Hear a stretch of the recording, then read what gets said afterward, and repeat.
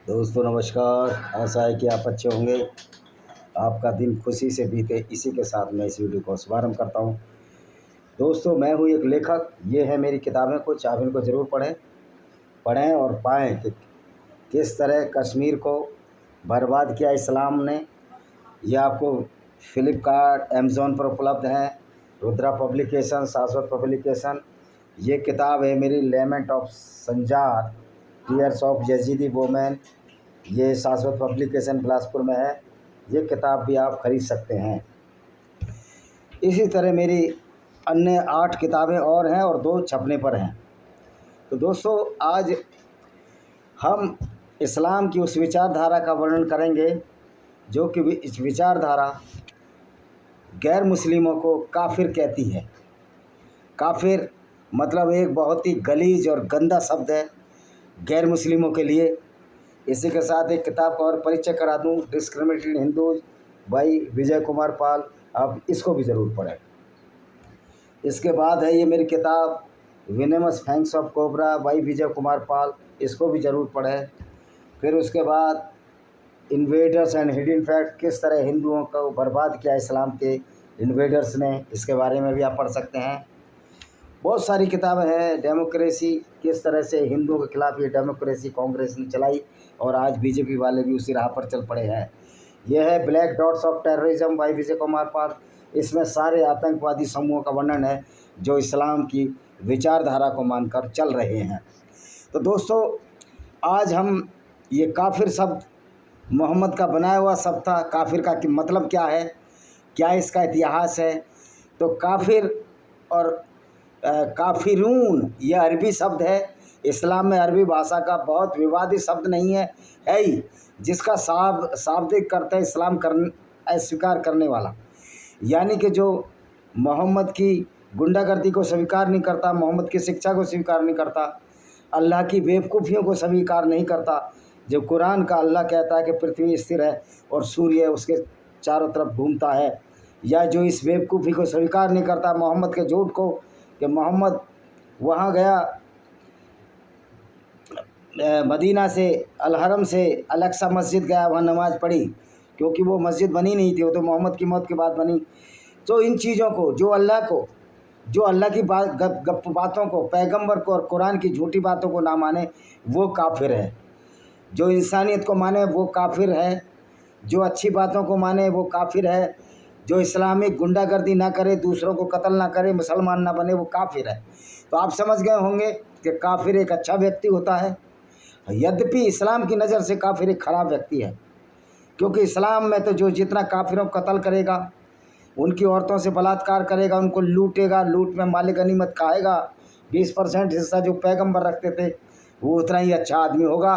तो हम कह सकते हैं कि इस्लाम एक अच्छे वाले मुसलमान को अपराधी बनाता है अगर वो मुसलमान उस पर चले। अच्छा, मज़े की बात है, नास्तिक को दहरिया बुलाया जाता है और ऐतिहासिक रूप से सारे इस्लामिक विद्वान इस बात से सहमत हैं कि बहुदेववादी, मुशरिक, हिंदू, जैन धर्म के पालन करने वाले काफिर हैं, और यहूदी और ईसाई भी काफिर है, और जो नास्तिक भी हैं काफिर है। सीधी सी है इसमें हिंदू, जैन, बौद्ध, सिख क्या है, जो इस्लाम को नहीं मानते, जो इस्लाम के झूठ और गप को नहीं मानते, वो काफिर हैं। कुरान में जो मूर्ति पूजक हैं उनके लिए मुस्किरीन शब्द का प्रयोग किया गया है, यानी वो निचले दर्जे के काफिर हैं, क्योंकि मूर्ति पूजते हैं।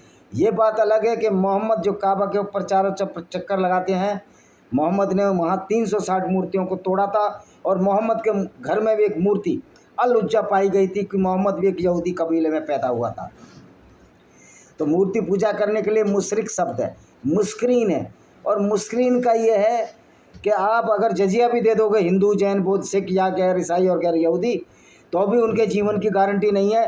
लेकिन जो पीपल ऑफ बुक है, जो यहूदी हैं और क्रिश्चियन है, जिसका नाम कुरान में आया है, वो जजिया देकर अपनी जान बचा सकते हैं। तो जजिया ये गुंडागर्दी है, और मोहम्मद के मानने वाले मुसलमान तो पता नहीं क्या क्या कहेंगे, क्या क्या कहेंगे।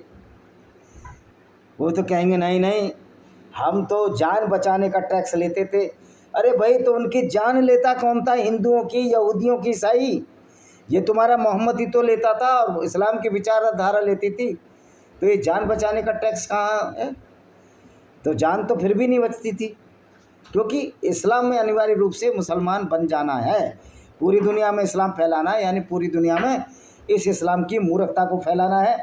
मेरी एक किताब और है, ये पढ़िए जौहर, आप समझ गए होंगे ये किताब, इस्लामिक गुंडागर्दी जो हिंदू औरतों के साथ हुई, उनके साथ बलात्कार से बचने के लिए जो हिंदू औरतें जौहर किया, जल जौहर और अग्नि में जलकर और जल में डूबकर मर गईं, और क्षत्रिय केसरिया बाना पहनकर मर मिट गए, इसको कहते हैं साका। और अगर जौहर होता है तो जौहर, तो साका में जौहर भी, और क्षत्रियों की या राजपूतों की मौत भी हुई, कोई नहीं बचा किले में। तो ये बहुत बार हुए, ये अकबर ने भी किया। तो इस्लाम के जो सिद्धांत हैं, 6 सिद्धांत हैं। पहला है तौहीद, यानी एक अल्लाह पर ईमान या विश्वास रखना। ये अलग बात है कि अल्लाह एक झूठ का पुलिंदा है, उससे ज़्यादा कुछ नहीं। मलाइका, पैगंबर पर विश्वास रखना, एक मलाइका जो कि मेलिक था, यहूदियों का पैगंबर था। इस्लामिक पवित्र पुस्तकों पर विश्वास रखना। अब ये बताइए, कुरान पवित्र पुस्तक है, कुरान शरीफ पुस्तक है जो गैर मुस्लिमों को कत्ल करने की बात कहती है, तो ये कुरान पवित्र पुस्तक नहीं है।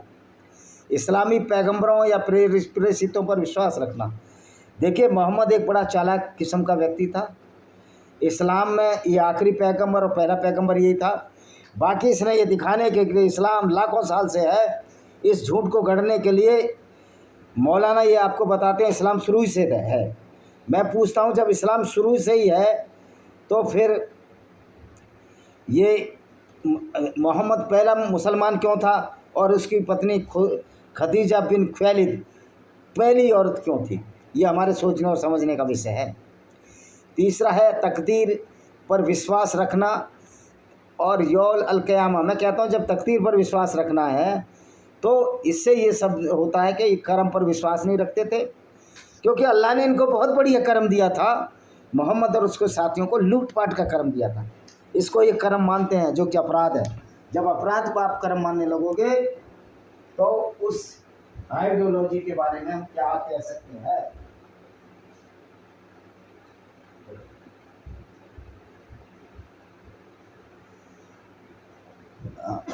जब आप अपराध को ही कर्म मानने लगोगे तो फिर आपको अल्लाह की राह में सारे बुरे काम भी अच्छे लगने लगेंगे, और यही इस्लाम है।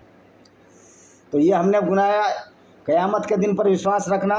अब क़यामत आएगी नहीं आएगी, और मज़े की बात है क़यामत में हिंदू कितना भी अच्छा हो, कितने भी बढ़िया काम करे, वो जन्नत में नहीं जहन्नुम में ही जाएगा।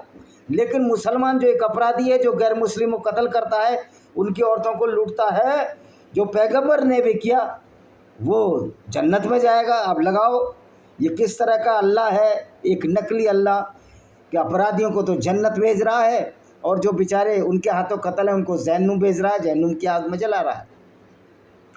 अच्छा, अब ये देखिए अनेक प्रकार के कुफ्र गुनाह हैं। कुफ्र मतलब जो विश्वास नहीं करता अल्लाह में।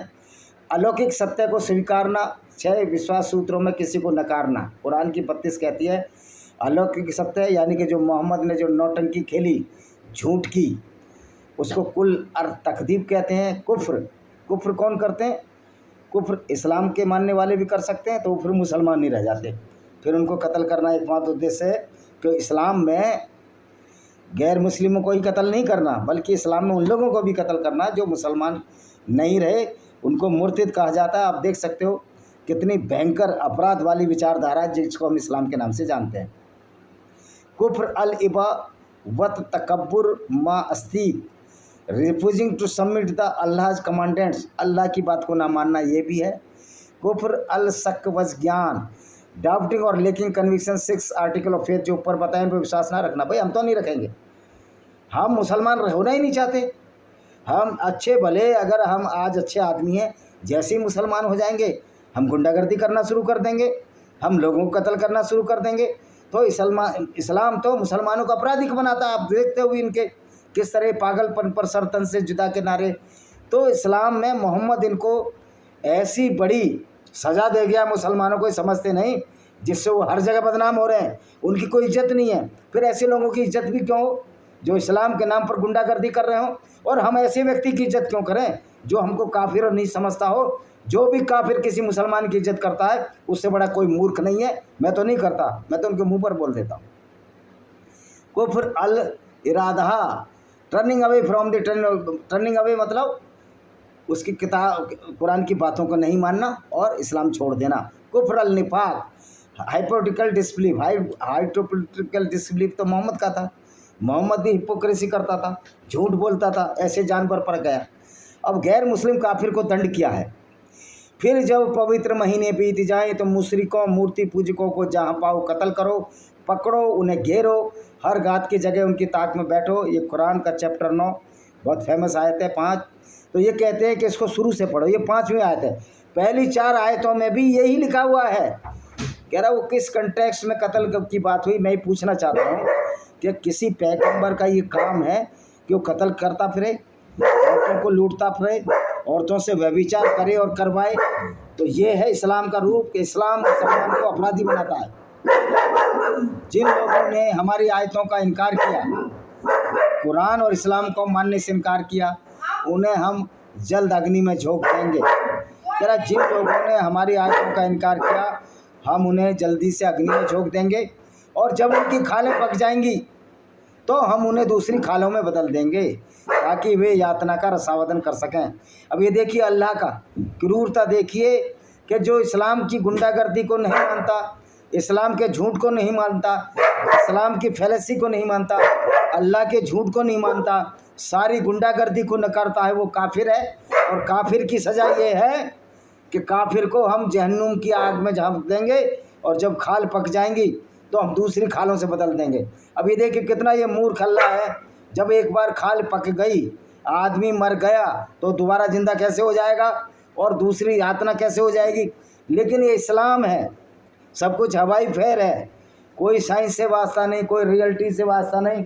ये सब इस्लाम की जो फ़लसफ़ा है, जो हवाई किले बनाता है, जो मोहम्मद हवाई किले बनाता था अल्लाह के नाम पर, इसी का नाम इस्लाम है। झूठ और फ्रॉड का और अपराध का नाम, बलात्कार का नाम इस्लाम है। तो हम इसी को इस्लाम कहते हैं और इसी इस्लाम की वजह से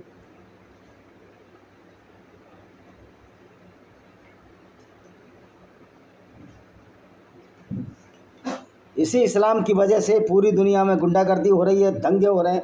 आप जहाँ भी जाओ तो इस्लाम की विचारधारा ही दंगे भड़का रही है। अभी कहता है निसंदेह अल्लाह प्रभुशाली और तत्दर्शी है। अल्लाह प्रभुशाली है, लेकिन जब मोहम्मद का दांत टूट गया तो अल्लाह का फिर तो कहाँ गया था, पावर कहाँ गई थी? और ये हर चीज़ को जानता ही नहीं है। ये कहता है तत्दर्शी है, कुरान के चैप्टर 4 आयत नंबर 6। ओ भाई, तुम्हारा अल्लाह जानता ही नहीं है। अगर अल्लाह तत्वदर्शी होता, सबको जानने वाला होता, तो अल्लाह ये ना कहता कि धरती स्थिर है और सूरज उसके चारों तरफ घूमता है। ईमान वालों, अपने आसपास रहने वाले काफिरों के साथ युद्ध करो, उनको तुम्हारे अंदर कटुता दिखनी चाहिए। चैप्टर 9 की आयत 123 कह रही है कि जो आसपास तुम्हारे काफिर हैं, जो इस्लाम की गुंडागर्दी को नहीं मानते, इस्लाम के झूठ को नहीं मानते, उनको कत्ल करो, उनके साथ युद्ध करो, जिससे वो आपसे डरें। तो इस्लाम गुंडागर्दी फैलाता है। ईसाई और यहूदियों के साथ मित्रता मत करो। सूरा 5 आयत नंबर 51 ये कहती है कि ईसाई और यहूदियों से दोस्ती ना करो, और काफिरों को जहाँ पाओ उन्हें जान से मार दो। चैप्टर 2 सूरा अल बकरा की 191 आयत कहती है। अब ये बताओ फिर हिंदू मुस्लिम भाईचारा कैसे हो सकता है इस देश में? और जो नेता हिंदू मुस्लिम भाईचारे की बात कहते हैं, उनसे बड़ा तो कोई मूर्ख नहीं है इस देश में। अल्लाह गैर मुसलमानों का दुश्मन है। अब ये अल्लाह है, ये गैर मुसलमानों का दुश्मन है। चैप्टर 2 की आयत नंबर 98 यही कहती है। भाई, अल्लाह गैर मुसलमानों का दुश्मन हो, अल्लाह कुछ भी नहीं उखाड़ सकता, क्योंकि अल्लाह है ही नहीं। आज तो अल्लाह के मानने वाले, आज का इतिहास है कि मुसलमान सबसे ज़्यादा मारे गए गैर मुस्लिमों का। और मारे क्यों गए? कि जो खुरापात मोहम्मद इनके दिमाग में भर गया कि एक मुसलमान 10 के बराबर होगा। ओ भाई, तुम्हारा अल्लाह इतना मजबूत है तो पाकिस्तान में एक मुसलमान भेज दो, एक हिंदू या ईसाई भेज दो, पूरी 11 की टीम हो जाती है, एक मुसलमान 10 के बराबर। यानी जो इतनी मूर्खता भर दी गई है और जिसकी वजह से दंगे होते हैं, उसकी वजह यह है कि गैर मुस्लिम काफिर डरपोक हैं, कायर हैं, झुक जाते हैं ऐसी मूर्खता के सामने। नहीं झुकना है, नहीं तो एक दिन तुम्हारा ये मूर्खतापूर्ण विचारधारा इस्लाम तुम्हारा अस्तित्व खत्म कर देगी। आपको समझ आना चाहिए, अल्लाह इस्लाम के अलावा कोई देवता या भगवान स्वीकार नहीं है। भाई, तुम्हें नहीं है ना स्वीकार, मैं तो कहता हूँ अल्लाह को पहले प्रभु तो करो, तब तो स्वीकार करें। या खाली हवाई फेर मारे जा रहे हो? ना अल्लाह उससे बैर, खाली हवाई फेर। अल्लाह क्या हमारे खिलाफ होगा जब अल्लाह है ही नहीं? ये झूठ और कपोल कल्पित विचारधारा आपकी नहीं चल सकती। लेकिन ये विचारधारा इतनी गंदी है, आप देख सकते हो किस लिए काफिरों को किस तरह बुरा कहा गया है इसे। ये सारी काफिरों की आयतें हैं, आपको मैं बता रहा हूँ एक ही नटसेल में।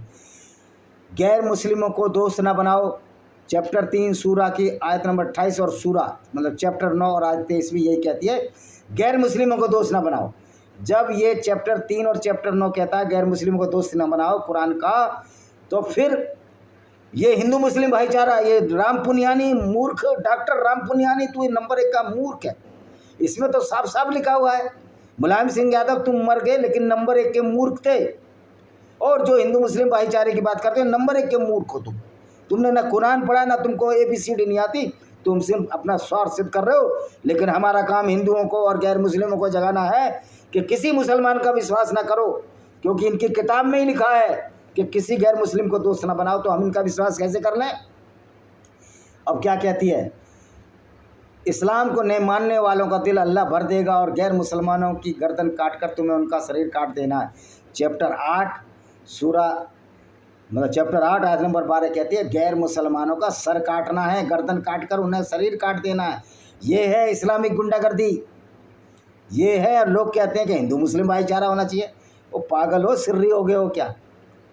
सिर्फ मुसलमानों का अपना करीबी दोस्त बनाए। चैप्टर 3 आयत नंबर 118 कहती है सिर्फ मुसलमानों को अपना दोस्त बनाए। गैर मुसलमानों से जब तक लड़ें जब तक अल्लाह का धर्म पूरी दुनिया में स्थापित ना हो जाए। चैप्टर 8 आयत 39 ये कहती है गैर मुस्लिम से जब तक लड़ो जब तक अल्लाह का जो वो है धर्म पूरा ना हो जाए। अब ये देखिए, मैं देखता हूँ, उधर जाना पड़ेगा मुझे, मैं सारी आयतें आपको दिखाई देता हूँ जिससे ये देखिए,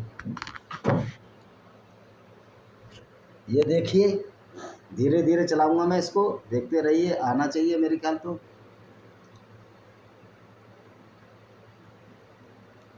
ये देखिए,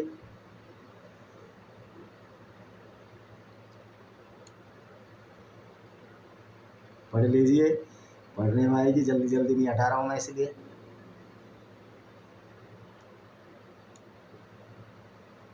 और पढ़ लीजिए, लो फिर पढ़वा देता हूँ। ये लीजिए, ये पढ़ो पढ़ो, देख लो भाई, बहुत धीरे धीरे चला रहा हूँ मैं। ये देख लीजिए, यहाँ से शुरू करता हूँ, चलो ये देख लीजिए, ये देख लीजिए। तो दोस्तों, आपके समझ में आ गई कि इस्लाम किस तरह से गुंडागर्दी है गैर मुस्लिमों के खिलाफ। अब तो आप ये देखिए, अब मैंने हाँ ये है, मूर्तियाँ गंदी हैं। चैप्टर 22 कहती है मूर्तियाँ गंदी हैं। आयत नंबर 30, मूर्ति पूजा करने वाले को जहाँ भी कहीं मिलो घात लगाकर उन्हें मार डालो। चैप्टर 9 आयत नंबर 5 कि जहाँ भी मूर्ति पूजक मिले उनको मार डालो। मोहम्मद ने भी एक मूर्ति पूजक को, वो बेचारा पर्दे के पीछे छप गया था, उसको कत्ल कर दिया। जहाँ कहीं पाखंडी और मूर्ति पूजक पकड़े जाते हैं उनकी बुरी तरह हत्या कर दी जाएगी। चैप्टर 33 अल-अहज़ाब आयत नंबर 61। मैं कहता हूँ इस्लाम से बड़ा कोई पाखंड है किसी में? अल्लाह के नाम पर झूठ और पाखंड फैलाया गया। उस अल्लाह को यही नहीं मालूम, अज्ञानी अल्लाह को, कि धरती स्थिर नहीं है, धरती घूम रही है सूर्य के चारों तरफ। लेकिन अज्ञानी अल्लाह कहता है कि धरती स्थिर है और सूर्य उसके चारों तरफ घूम रहा है। तो ये था, इस तरह की एक कुरान की किताब है, काफिरों के साथ किस तरह बुरा और घिनौना बर्ताव करती है। एक तरह से काफिरों के खिलाफ मुसलमान एक अपराधी की तरह व्यवहार करता है, यानी को क्रिमिनल की तरह व्यवहार करता है और उनको काटने और मारने की बात कहता है। और अल्लाह के सिवाय कोई पवित्र नहीं। चैप्टर 3 की आयत नंबर 62, चैप्टर 2 की आयत नंबर 265, चैप्टर 27 की आयत 61, चैप्टर 35 की आयत नंबर 3। मैं कहता हूँ अल्लाह से गंदा और अपवित्र कोई है ही नहीं। जो गैर मुस्लिमों को कत्ल करने की बात कहता है वो पवित्र ही है हमारी नज़र में। तो अल्लाह के सिवा किसी और की इबादत करने वाले नरक के ईंधन है। चैप्टर 21 आयत नंबर 98 कहती है कि जो अल्लाह के सिवा किसी और का बात करोगे तो आप नरक में जलोगे। मूर्ति पूजक अशुद्ध है, पवित्र नजस है, यानी पोटी जितने गंदे हैं। सूरा 9 आयत नंबर 28 कहती है कि काफिर आपके खुले दुश्मन है। चैप्टर 4 आयत नंबर 101 ये कहती है। चैप्टर 9 आयत 133 के काफिरों पर जुल्म करो। चैप्टर 9 आयत नंबर 29 कहती है काफिरों को नीचा दिखाएं, उनसे लड़ें। काफिर और पाखंडियों के खिलाफ जिहाद लड़ो। सूरा 66 आयत नंबर 9 हम कुरान का खंडन करने वालों की खाल पकाएंगे। चैप्टर 4 अल-निसा आयत नंबर 56 अल्लाह ईमान वालों के द्वारा काफिरों को सताएगा। सूरा 9 आयत 24 युद्धबंदियों को सताओ। सूरा 18 चैप्टर 8 आयत 57 युद्धबंदियों को भी सताओ। इसलिए जो भारत के सैनिक पकड़े जाते हैं उनके अंगभंग करते हैं।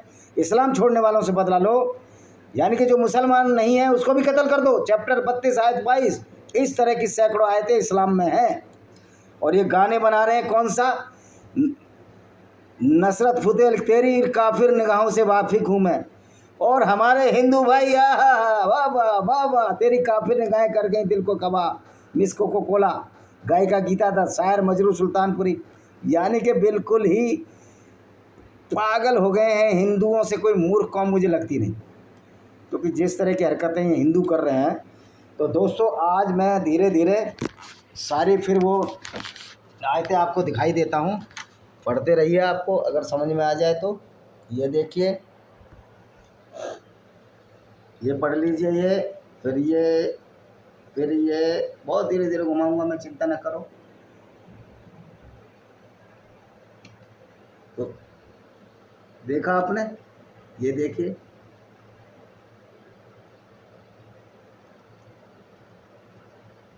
ये देखिए,